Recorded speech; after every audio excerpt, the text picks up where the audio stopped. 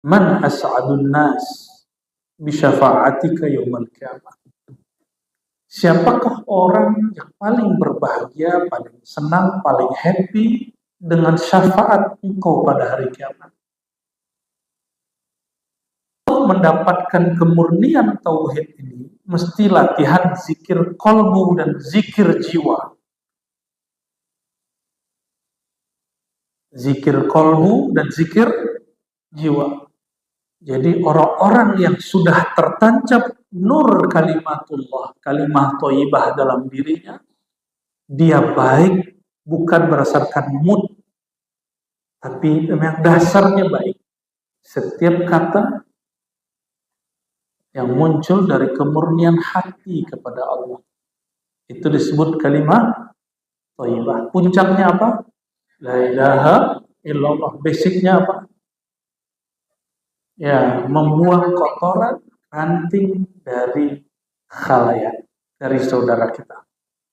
Maka serendah-rendah iman seseorang, dia tidak mau orang lain terganggu.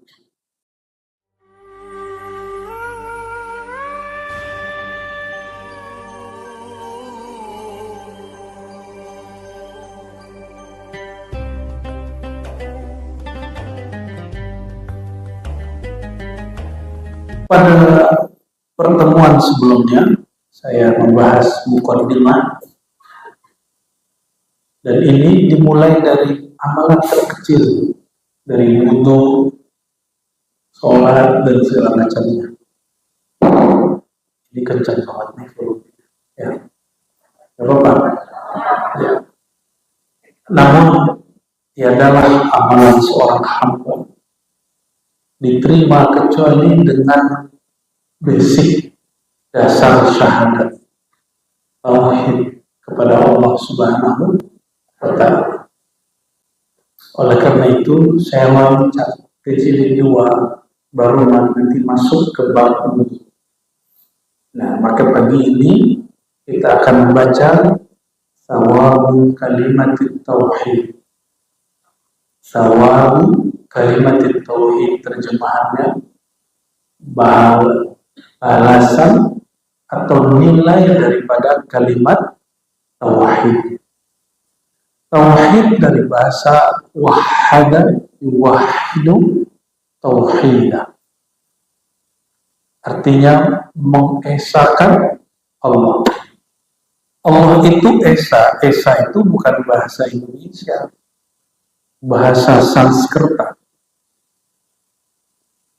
Apa arti esa? Beda satu dengan esa. Ya, kalau satu ada duanya, bahasa Arabnya wahid. Satu, wahid.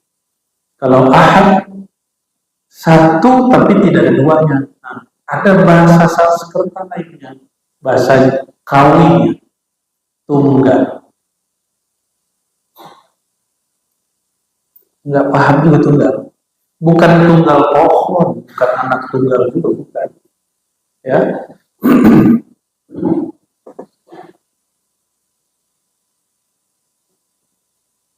Dalilnya jelas, Qul huwallahu ahad. Katakan, hai Muhammad, Allah itu ahad.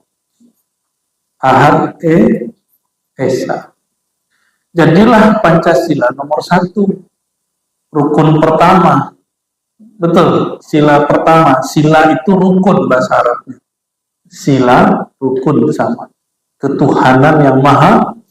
Coba cari di dunia manapun, negara manapun, yang menjadikan surat Al-Ikhlas sebagai rukun falsafah ideologi negaranya. Tidak ada.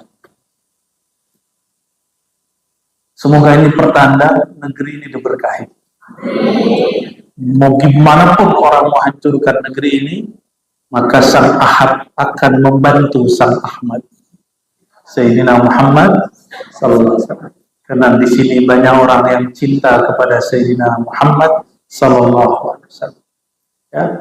Maka untuk menyelamatkan negeri ini, masyarakatnya mesti paham makna tauhid yang ada, yang ditulis dalam surah Al-Ikhlas, yang dijadikan inspirasi nilai dalam surat yang lain dan menjadi rukun pertama dalam Pancasila kita.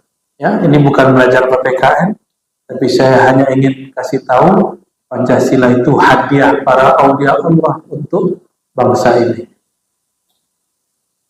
Hadiah dari wali-wali Allah untuk negeri ini. Ya, kita doakan ya, yang bertugas mengamankan negeri, Allah kuatkan mereka. Ya, namanya ngurus negeri, jangankan rumah tangga sebesar Indonesia, rumah tangga bernama rumah, suami istri, pernah tengkar nggak? Bener? Bener ya? Betul? Lagi nyetir sempat cekcok nggak? Ini biasanya ibu-ibu pengen jadi sopir. Kiri mas. Masnya kanan. Laki-laki itu kalau udah nyetir jangan diganggu. Ikhtilaf, sering berselisih, biasa. Maka anggaplah pesta demokrasi ini bagian dari bumbu-bumbu berumah tangga namanya Indonesia. Tapi jangan sampai rumahnya hancur.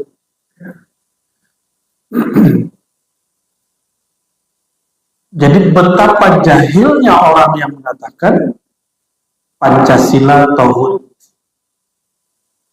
Tahu tauhid artinya? Tauhid itu sesembahan selain Allah. Tambah cinta Indonesia nggak? Tambah cinta Indonesia? Ya, masalah orang nomor 1, nomor 2, 3 itu pestanya. Ya, namanya pesta. Kita kalau punya anak kita berdebat. Kita punya kampung, di kampung kita gang ini sudah beda dengan satu gang ini sudah beda paham. Yang tinggal di komplek baru-baru bikin komplek itu orang-orangnya kompak juga. Ya, pasti begitu. Apalagi negara sebesar Indonesia. Bapak Ibu, Indonesia saya sudah berkali-kali sampaikan luasnya sama dengan Eropa. Eropa lebih dari 30 negara. Kita hanya 1 negara. Ini hebat atau bukan?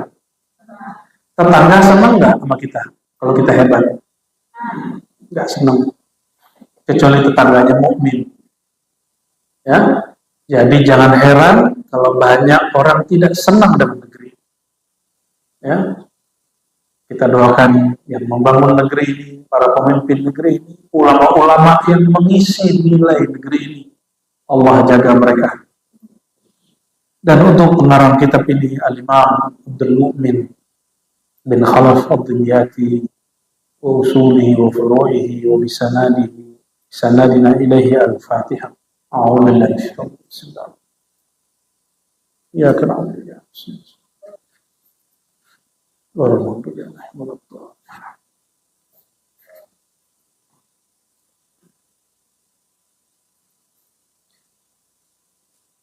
Qala Allah Ta'ala, Allah berfirman, jadi beliau membuka bab ini dengan surat Ibrahim ayat 24-25. Silakan dilihat nanti di rumah ditandainya. Surat Ibrahim ayat 24-25. A'udzu billahi minasyaitonir rajim. Daraballahu mathalan kalimatan thayyibah. Allah menjadikan kalimat yang thayyibah. Thayyibah bukan Bang Thayyib. Tapi nama Bang Thayyib diambil dari ayat ini. Bang Thayyib itu artinya abang yang isi dalam dirinya la ilaha illallah. Jadi thayyibah itu artinya apa? Kalimat la ilaha dan semua turunannya. La ilaha illallah, di bawahnya Muhammad Rasulullah, berarti di bawahnya subhanallah, alhamdulillah. Itu turunannya. Allah jadikan perumpamaan kalimat itu. Nah, jadi kalimat itu di sisi Allah, di surga atau di alam rohani, dia ada bentuknya, ada visualisasinya. Jadi Bapak Ibu ngomong apa aja itu jadi la ilaha illallah, dia menjadi satu pohon cahaya pohon ini, ya, wa far'uha fis sama, dan dia bercabang, ada rantingnya. Akarnya akar serabut, karena dia hanya hasil cangkok, tahan atau tidak. Tapi berbuahnya cepat. Berbuahnya, paham nggak maksudnya? Orang yang naik sebelum kalimah ini nancap di dalam rohaninya. Mau apapun, dalam politik, dalam dakwah, dalam urusan bisnis, dunia, pekerjaan, basic dia, soft skillnya nggak kuat, nggak nancap di dalam. Apa yang terjadi? Akarnya nggak kuat, kena angin tumbang. Kena angin tumbang. Dihujat dikit, marah ngambek, ya, stres. Orang yang paling banyak dihujat di alam semesta siapa? Lebih banyak lagi dihujat Rabbu Sayyidina Muhammad, Tuhannya Nabi Muhammad Sallallahu Alaihi Wasallam, yaitu Allah. Allah dihujat tiap hari. Orang ngeluh tiap hari, nyalahin Allah padahal dia yang salah. Dia banyak makan karbo, lalu sakit gula, Allah yang disalahin. Ya, suka makan gazebo, berminyak-minyak, gorengan, lalu jantungnya bermasalah, lalu yang disalahkan, oh kan saya sudah sholat, apa urusan sholat kamu dengan makan? Jadi Allah itu disalahkan tiap hari, dihujat tiap hari. Maka orang-orang yang bersama Allah juga akan dihujat, disalahkan tiap hari. Maka banyak jamaah ngomong gini, saya dapat ijazah dari Ustadz, amalkan ini, nanti hidupmu sukses. Saya udah amalin, tapi gak ada apa-apanya. Baru ngamalin sehari 2 hari. Ya. Baru ngamalin sehari 2 hari. Mana ada orang bikin rumah sehari? Ya, ada gak? Bikin batunya aja berhari-hari. Itu baru rumah zahir. Gimana rumah batin? Orang gak sabar, ingin disebut punya rumah sebelum saatnya.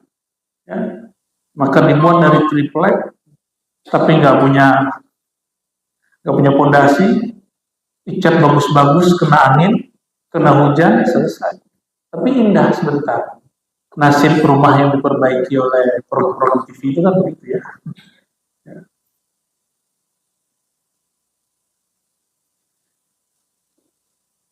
Jadi kalimatun thayyibah, puncak kalimat thayyibah la ilaha, lalu turunan-turunannya semua kalimat yang baik. Bahkan semua ajaran kebaikan disebut kalimat thayyibah.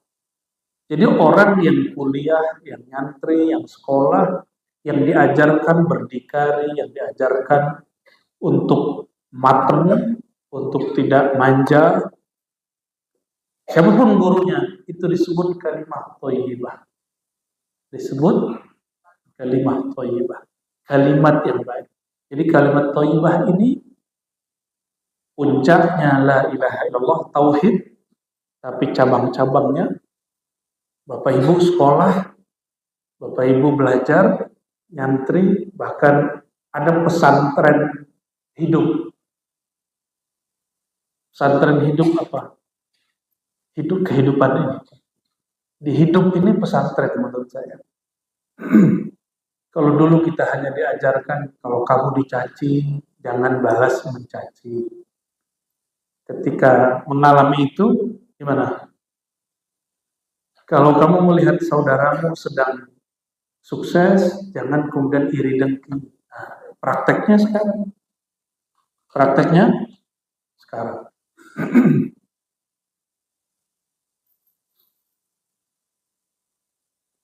Maka siapapun yang punya syarjarah thayyibah, seperti guru-guru, kiai-kiai, motivator, trainer,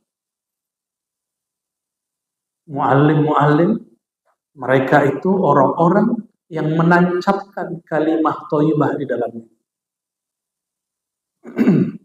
Kenapa ibu-ibu ini nggak mau diajarin suami? Suami gengsi dikasih tahu istri. Karena memang posisinya bukan sebagai guru. Itu juga sebabnya kita geli baca status orang, tiba-tiba dia jadi motivator. Dia bukan motivator, tiba-tiba jadi coach. Jadi lucu.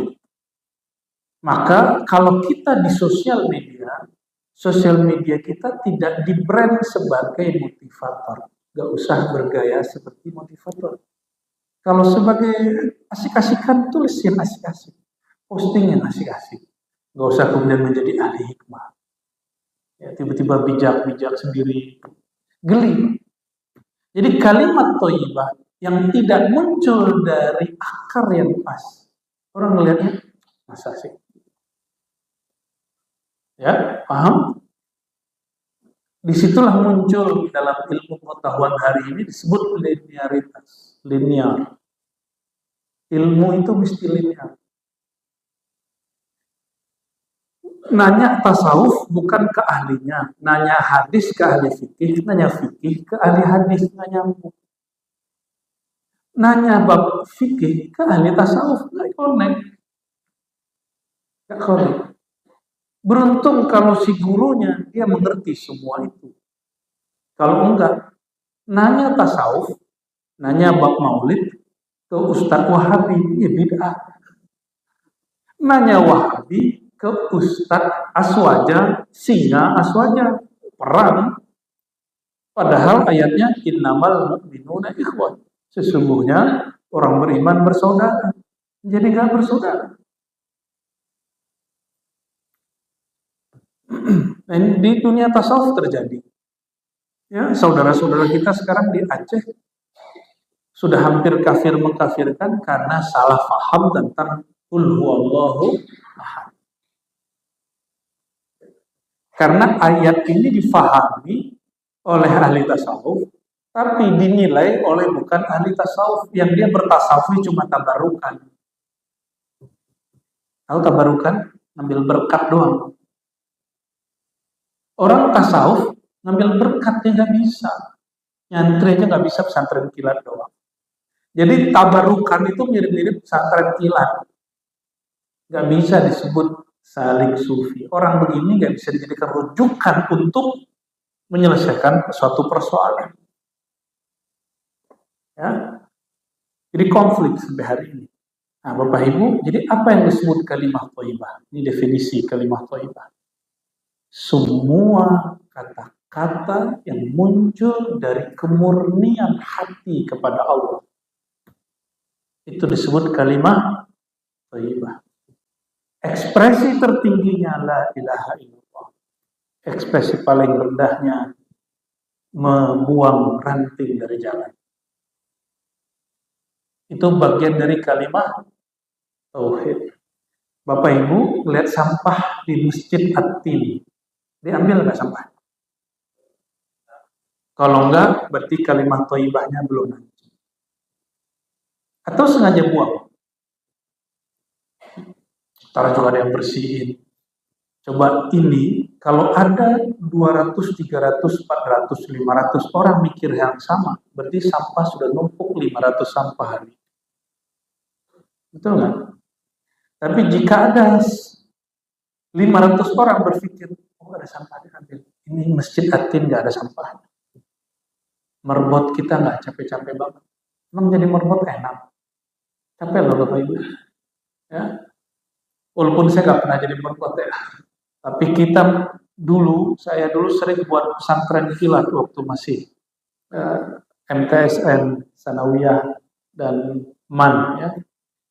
Dulu saya setiap kali akhir pekan, itu ngajak anak SD malam muhasabah.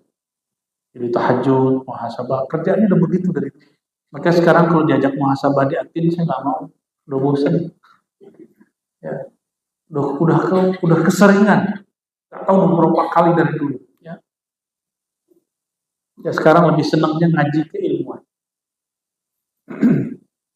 Nah, kita dulu setiap Sabtu Minggu habis muhasabah, sholat subuh, zikir pagi sore, ada namanya pasukan semut. Jadi semua yang di masjid kita bersihin. Dibuat berbaris dari ujung sampai ujung, putar balik, ambil semua kotoran yang kamu lihat. Jadi setiap minggu kami buat acara, pengurusnya besok-besok nanya, kapan lagi ada acara? Marbotnya juga bilang, lagi dong lagi. Ya, Allahumma sholli ala Sayyidina Muhammad. Jadi apa kalimat thayyibah?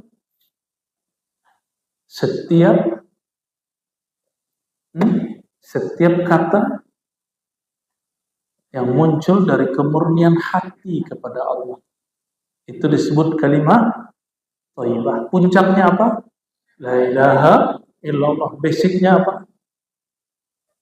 Ya, membuang kotoran ranting dari khalayak, dari saudara kita.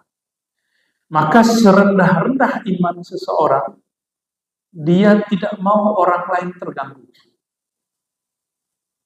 Berarti seburuk-buruk iman seseorang, dicuek aja orang terganggu. Ya.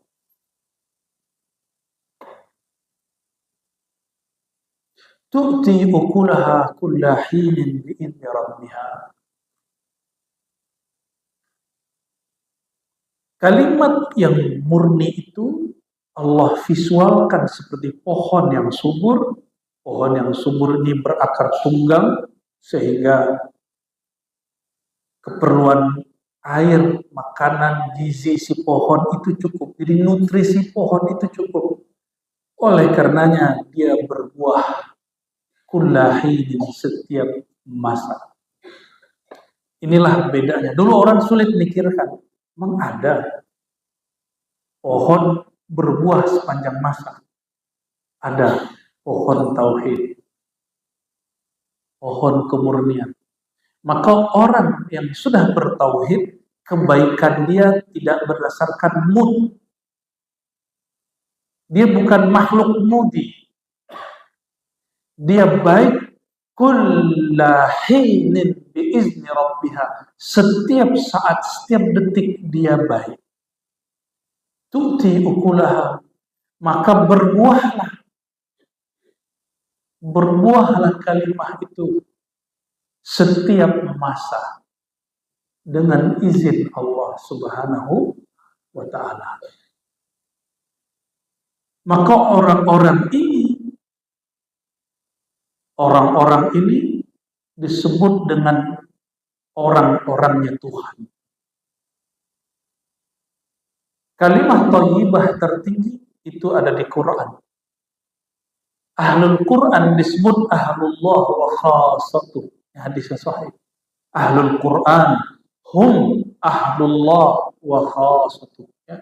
Ashabul Quran, orang yang cinta Quran, baca Quran, ngaji Quran, hafal Quran. Nah, yang gak hafal Quran, coba angkat tangan yang gak hafal Quran. Yang gak hafal Quran, angkat tangan. Ya. Masa kulhu gak hafal? Kulhu kan Quran. Hafal tak? Kulhu. Lumayan. Ahli Quran disebut ahlullah, keluarga Allah. Saya sebut orang-orang Tuhan. Telinga kita nggak enak nih Ustadz nyebut kata Tuhan. Tuhan itu agama sebelah. Sebelum ada agama sebelah, imam di negeri ini, Syekh Abdul Rauf Singkel, Hamzah Fansuri, itu nyebut Allah itu Tuhan, bro. Ya, itu 20 tahun, 30 tahun ngaji di Mekah, Madinah. Punya tafsir, terjemahan Al-Mustafid. Tafsir pertama yang bisa diakses hari ini dalam bahasa Melayu lama. Orang Pansur. Pansur itu sekarang di belah mana ya? Daerah-daerah Singkil, Aceh Selatan. Dulu ada satu pelabuhan di situ disebut Labuan Haji. Orang kalau mau haji dulu ke situ. Maka disebutlah negeri itu Serambi Mekah. Beliau karena masyhur, gurunya imam hebat di Madinah namanya Imam Kusyasi. Meninggal Imam Kusyasi, gurunya kedua yaitu Imam Al-Qurani. Itu master-master hebat, ahli Quran, ahli hadis, berkubur di Baqi. Saya kalau ke Madinah pasti kirim Fatihah untuk beliau-beliau itu. Karena silsilah zikir dan ilmu tauhid kita salah satunya ke beliau. Ya. Memegang 40 thariqah. Imam Kushashi, Imam, Syekh, Ustaz. Kalau antum satu aja thariqahnya cukup. Kalau imam ini, Ustaz, Syekh, boleh lebih dari satu thariqah. Dia tahu metodologinya, dia tahu cara berthariqah, tidak mencampur adukan, karena talfiqul mazahib wa turuq makruh. Mencampur-campurkan tanpa ilmu makruh, bahkan terlarang. Tapi kalau tahu ilmunya enggak apa-apa. Ya. Nah, beliau menyebut kata Allah itu, Rabb itu Tuhan. Masa baru 4 tahun kuliah di Arab, pulang-pulang nggak ngerti bahasa Indonesia, nggak ngerti bahasa Jawi, bahasa Melayu, terus bilang, Rob itu Rob aja. Nanti ibu-ibu kalau nyanyi ya Robi ganti ya Robi, Mas Robi. Jadi nggak enak dengernya. Artis-artis nyanyi ya Robi, jadi ya Robi soalnya. Asal suara doang enak, makhrajul hurufnya bermasalah.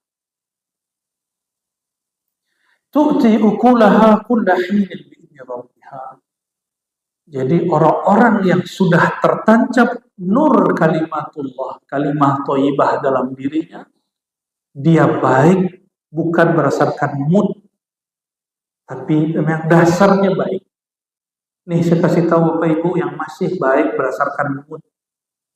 Orang baik berdasarkan mood, perasaan-perasaan begitu, tanda kebaikan dalam dirinya belum paten. Dia baik berdasarkan kondisi. Orang begini, kalau Dajjal keluar pasti kafir. Pasti kafir. Karena Dajjal itu pintar sekali menghancurkan mood seseorang. Ini baru urusan politik, moodnya sudah jelek.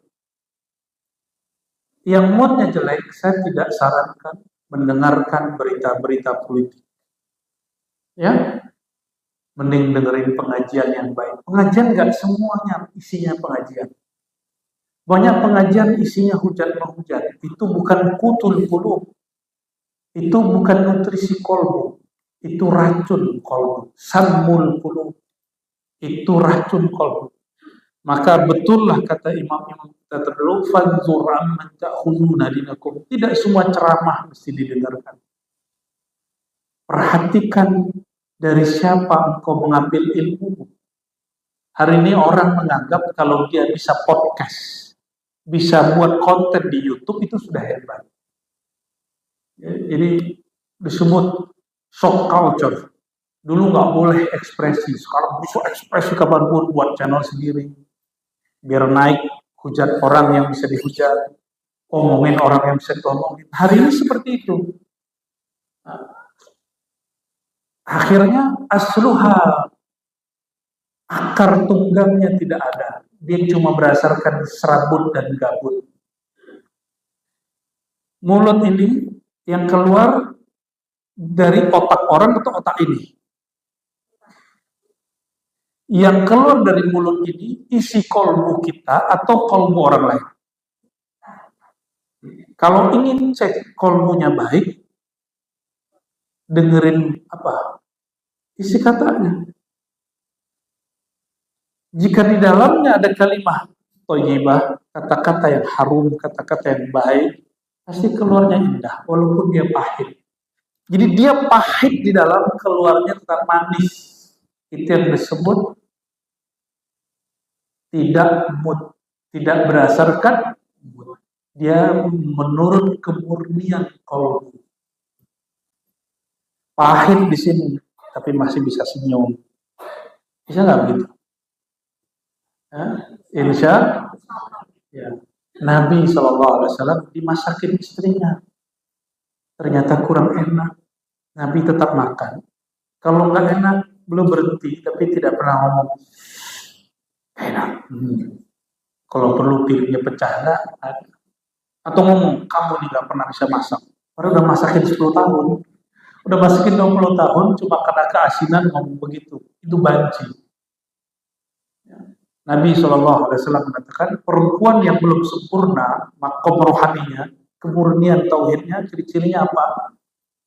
Jika suaminya yang sudah baik menafkahi dia sekian tahun, tidak mampu mewujudkan kemauan dia satu hari, si perempuan ngomong ini, kamu tidak pernah menafkahiku dengan baik. Laki-laki kalau banci begitu juga ngomongnya. Kamu nih gak pernah dengerin aku. Padahal selama ini siapa juga yang dengerin dia. Jadi ada perempuan yang jiwanya belum matang, laki-laki yang mungkin kelaminnya salah barangkali. Ngomongnya begitu. Ya. Dan coba lihat orang-orang sekarang shock culture. Semua orang bisa ngomong di YouTube. Semua orang bisa bicara di TikTok. Dan banyak kalimat-kalimat seperti itu. Ya. Kayak orang gak pernah baik. Ada orang salah dikit, ya, dipersalahkan sebanyak-banyaknya, dia lupa kebaikan orang itu. Dan yang paling lucu, murid belajar kepada kiai. Lalu murid jadi jurinya kiai. Saya suka dengan ilmunya dia, kecuali bab ini. Oh, berarti dia lebih pintar dari guru. Tidak mengeluarkan kata-kata itu, berarti kalimat tauhidnya sudah nanti. Paham maksudnya? Ya, paham maksudnya? Ya. Kita doa kepada Allah, sudah minta ini, minta itu, belum dikasih. Dan tidak ada keluhan di hati. Itu kalimat tauhidnya sudah lanjut.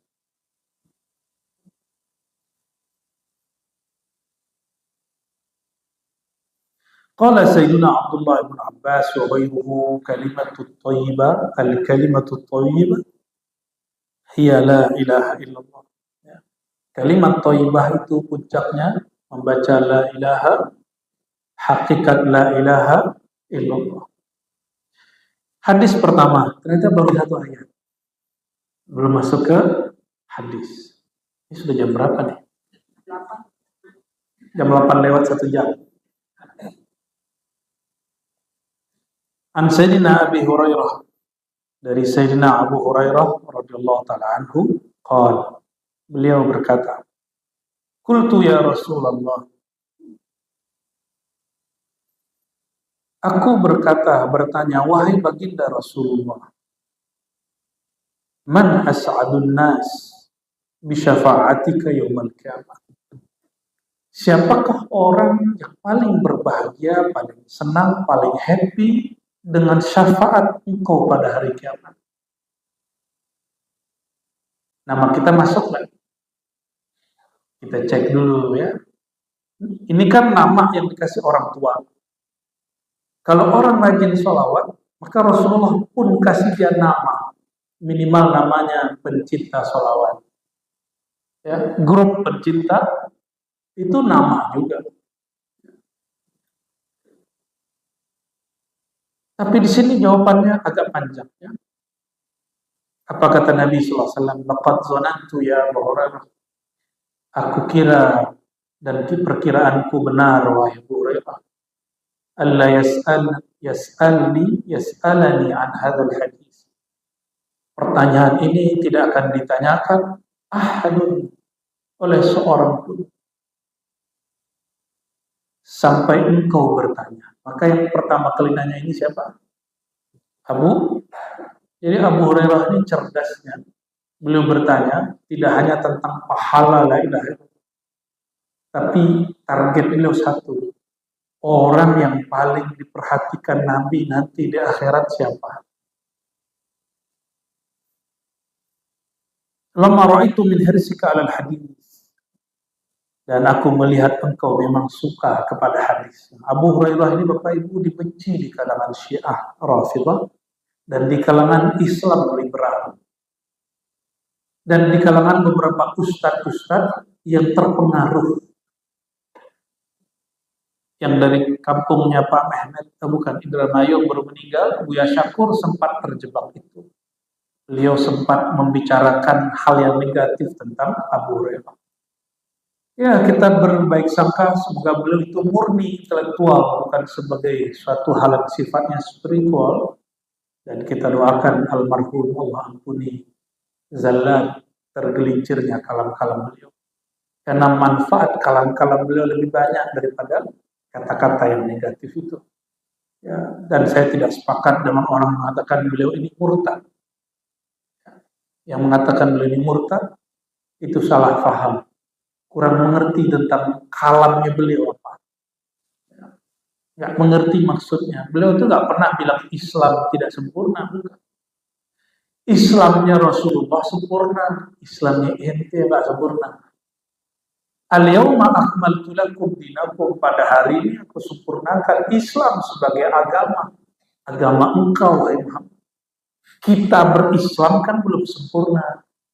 Maksud beliau begitu, cuma digiring Islam belum sempurna. Lalu ada ustadz-ustadz yang juga ustadz ini yang menyesat-nyesatkan ulama-ulama kita di Sumatera, di Jawa. Ini juga yang dijadikan rujukan ya untuk mengkafirkan kiai kita. Nauzubillah min. Jadi saya mulai khawatir Bapak Ibu, nanti perangnya tidak hanya Aswaja lawan Wahabi. Ini kekhawatiran saya. Nanti Ustadz Ahlu Sunnah, kiai-kiai Ahlu Sunnah, Aswaja, Sunni, bentrok dengan Sunni, saling sesat, menyesatkan, kafir, mengkafirkan. Nah ini sudah mulai. Ini sudah, nauzubillah min. Nah, nanti jamaah jangan ikut-ikutan. Orang nggak ngerti juga kok ikut-ikutan. Jadi Abu Hurairah, kalau beliau ini kita bully, kita persalahkan, dan kita tidak mengikuti ungkapan ahli hadis tentang Abu Hurairah, ada 5.000 hadis hilang, dibuang. 5.000 hadis itu mencakup akidah, ibadah, dan tasawuf. 5.000 hadis itu sedikit atau banyak? Udah pernah baca hadis 5.000 belum? Sama guru saya Kiai Mustafa Yakub ngajinya cuma ngaji 40 hadis kan? Khatam ya? Dulu 40 hadisnya nggak khatam. Gimana 5.000? Ini Abu Hurairah mau dibully. Berarti kita membuang 5.000 hadisnya. Bayangkan. Ini yang nggak dipikirkan banyak orang. Jawaban beliau, baginda Nabi Muhammad SAW, As'adun nas, orang yang paling berbahagia, paling sukses, mendapatkan syafaatku pada hari kiamat, man qala, yang dia sampai kepada hakikat la ilaha illallah. Kenapa saya terjemahkan man qala la ilaha illallah, sampai kepada hakikat la ilaha illallah? Karena di ujung hadisnya ada kalimat min qalbihi au nafsihi. Dia mengatakan la ilaha illallah bukan dari lisannya, tapi dari dalam. Min qalbi, dari dalam qalbunya. Au nafsihi, atau dari dalam jiwanya. Apa beda qalbu dan jiwa? Jiwa itu berkait dengan nilai spiritual, tapi dia mengarah ke dunia. Kalau qalbu spiritual, dia mengarah ke akhirat. Lebih tinggi baca la ilaha dengan qalbu daripada baca dengan jiwa. Ilmu-ilmu hari ini, cakra, aura, itu lebih kepada jiwa. Ya. Jadi misalnya diam lalu melihat ada pancaran warna, itu warna cakra, warna aura. Atau ada yang nyebut prana, atau apalah itu istilah-istilah mereka. Ya. Kalau dalam tarekat disebut titik latifah, lalu mempunyai warna. Itu warna dari jiwa, bukan warna dari qalbu.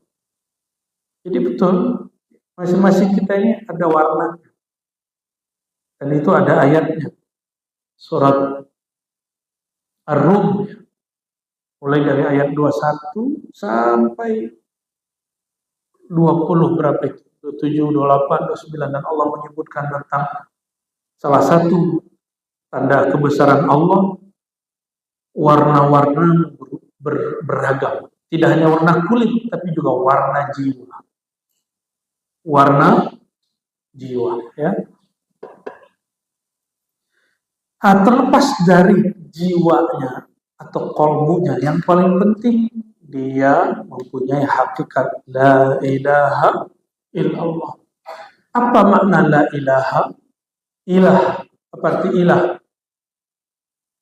Tuhan yang disembah. Apa bedanya ilah dengan Rabb?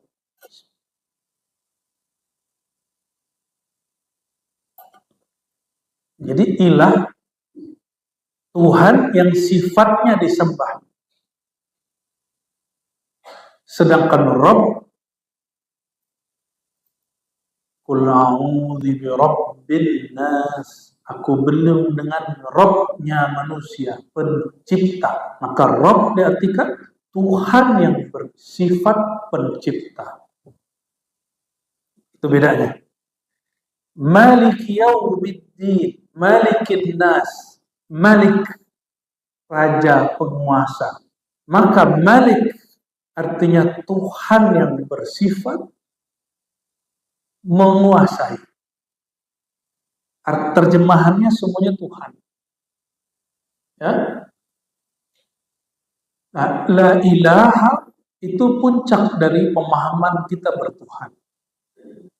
La ilaha illallah. Tiada yang berhak disembah.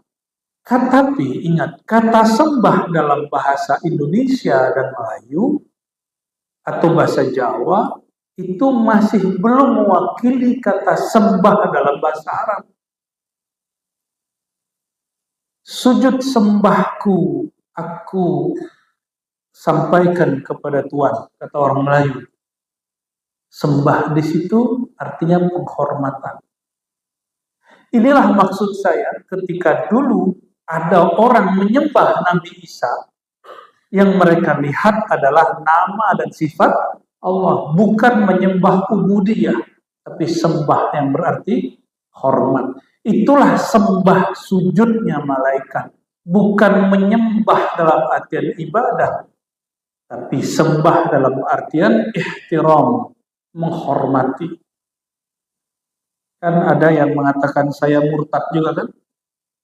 Itu seingat saya kajian dengan Raffi Ahmad, Sultan Al-Andarawiyah.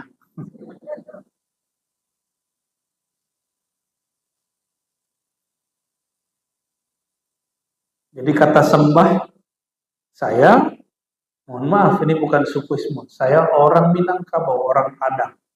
Orang Padang tuh nggak mau disebut Padang waktu itu. Orang Padang maunya disebut orang Minangkabau. Ya. Tapi karena masakan Padang sudah viral, ya, begitulah. Ya. Di Tanah Abang bukan orang Padang, dia orang Payakumbuh, dia orang Bukit Tinggi, ngakunya orang karena sudah sebutan. Hatta presiden pun nyebut orang Minang itu orang Padang karena sudah menjadi bahasa. Nah, dalam bahasa kami itu Melayu lama masih kami pakai, Melayu Minangkabau yang lama sekali. Yang sekarang orang Melayu pun sudah nggak pakai bahasa itu.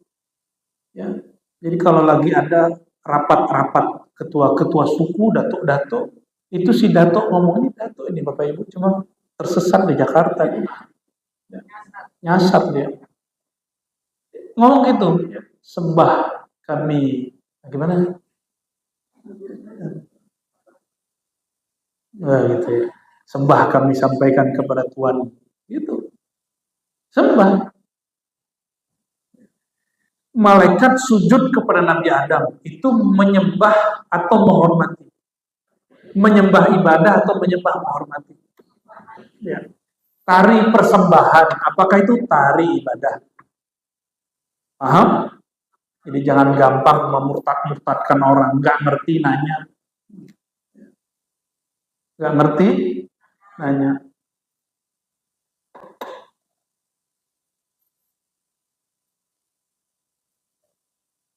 Jadi la ilaha. Apa mana ilah yang kedua? Tadi apa? Tuhan yang disembah, yang kita beribadah kepadanya. Yang kedua, al-ilah bermakna yang berhak dicintai. Ya, yang berhak.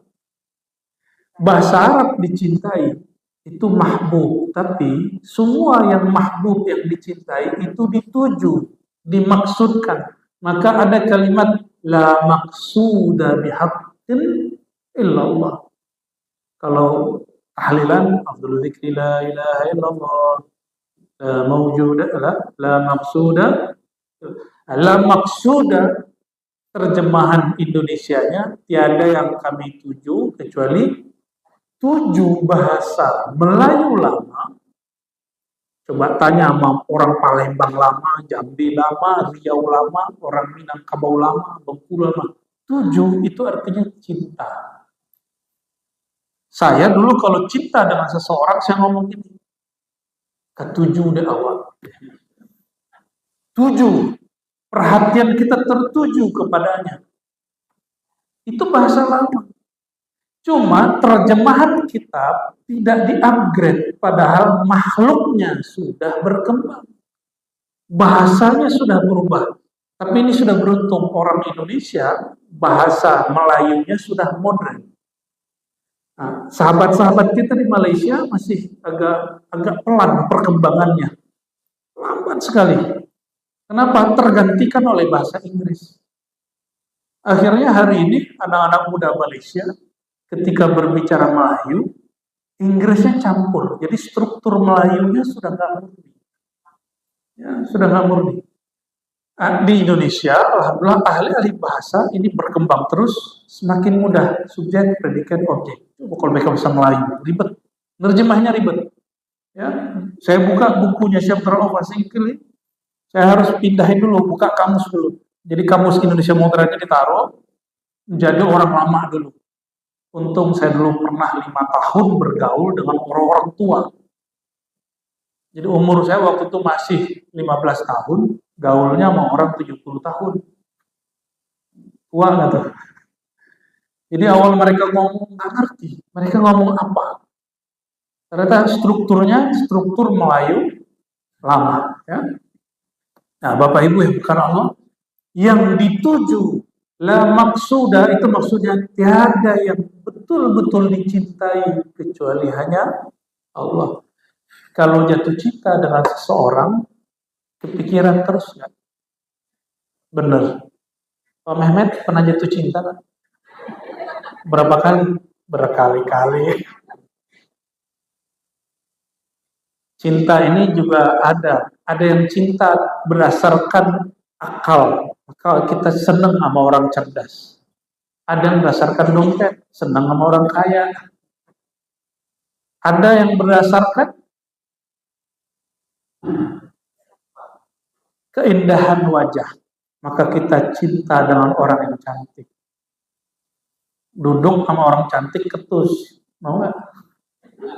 Sama orang gagah belagu, sama orang cantik oon, sama orang gagah tapi gemulai, mau nggak? Ya nggak mau, ya. Jadi langsung mundur 1000 langkah.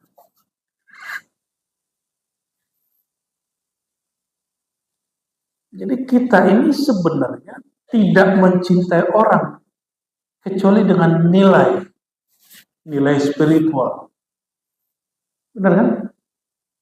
Pasti nilai spiritual. Maka la ilaha, tiada yang aku benar cintai dari lubuk dalam hatiku. Gitu maksudnya. Illallah, kecuali, makanya ayat hadisnya menyebutkan kolbu dan jiwa. Untuk mendapatkan kemurnian tauhid ini, mesti latihan zikir kolbu dan zikir jiwa. Zikir kolbu dan zikir jiwa. Sekarang masyarakat disuruh zikir tapi tidak diajarkan teknik berzikirnya. Itu kelemahannya. Pedang dikasih tapi nggak di training. Baju renang dikasih tapi teknik renangnya nggak dikasih. Akhirnya masuk ke dalam kolam renang gaya batu. Tenggelam. Inilah yang terjadi pada orang yang belajar tauhid tapi kemudian ya itu yang parahnya. Ada yang nggak parah tapi hambar. Dia ngaji tauhid lalu hambar. Lalu dia ngomong, biasa aja la ilaha illallah, nggak ada rasanya. Nggak ada rasanya. Maka orang ini akan mencari agama selain Islam.